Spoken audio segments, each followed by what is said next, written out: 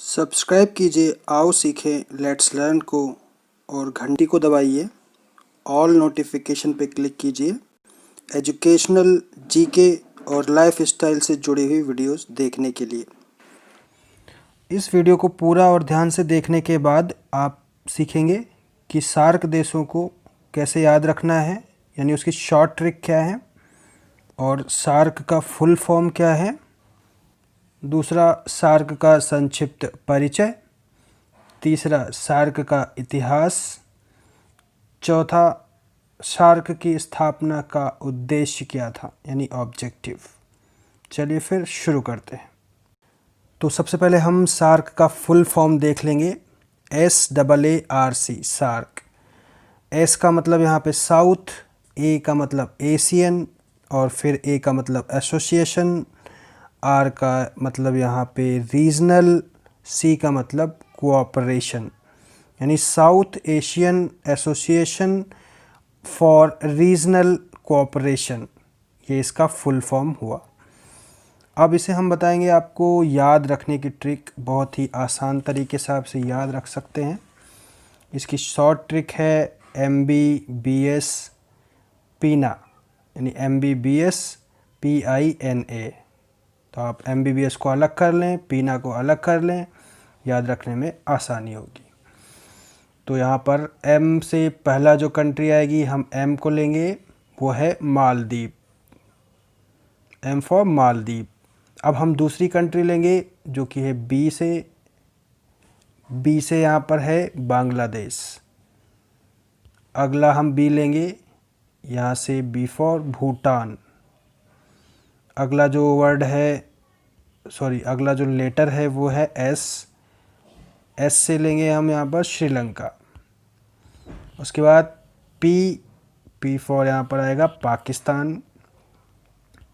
I का मतलब यहाँ पर है इंडिया और N से यहाँ पर नेपाल, A से यहाँ पर अफ़गानिस्तान।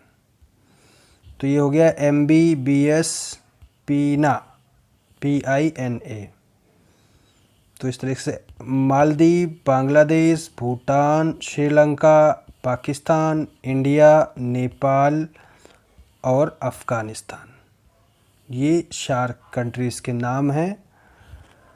8 कंट्रीज़ हैं इसमें। आप इस तरीके से इसको याद कर सकते हैं बहुत ही आसान तरीके से। MBBS पीना। अब बारी है इसके इंट्रोडक्शन की। सार्क की स्थापना 8 दिसंबर 1985 को हुई थी ढाका में, जो कि बांग्लादेश की राजधानी है। और इसका हेडक्वार्टर्स जो है वो है काठमांडू, नेपाल में। शुरुआत में इसमें 7 सदस्य देश शामिल थे, अफ़गानिस्तान को छोड़ करके। लेकिन अप्रैल 2007 में अफ़गानिस्तान भी इसमें शामिल हुआ एज ए 8वां मेंबर, जो कि 14वां सम्मेलन था इसका सार्क का। उसमें अफ़गानिस्तान को भी एक सदस्य देश के रूप में शामिल किया गया था। अब हम बात करेंगे इसके इतिहास की। जो बांग्लादेश के राष्ट्रपति थे जियाउर रहमान, उन्होंने इसका प्रपोज़ल दिया था ट्रेड के उद्देश्य से। तो इसी विषय को लेकर के कोलंबो में एक मीटिंग हुई थी 1981 में, जिसमें उनके इस प्रस्ताव को भारत, पाकिस्तान, श्रीलंका ने स्वीकार कर लिया था। 1983 में नई दिल्ली में आयोजित इसकी मीटिंग में सार्क के डिक्लेरेशन को एडॉप्ट किया गया था। तो इस तरीके से इसकी जो पहली मीटिंग थी वो 7-8 दिसंबर 1985 को ढाका में आयोजित हुई थी। अब हम आपको बताएंगे इसका ऑब्जेक्टिव क्या है, यानी उद्देश्य क्या है इसकी स्थापना को लेकर के।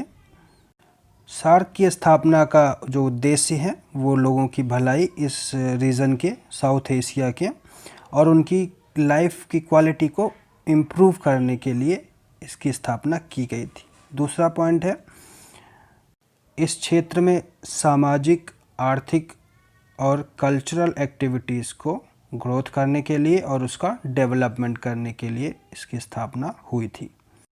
साथ ही साथ इन सब कंट्रीज़ को आपस में मिलकर अपने आप को आत्मनिर्भर बनाना तथा मजबूत करना, यह भी एक उद्देश्य था।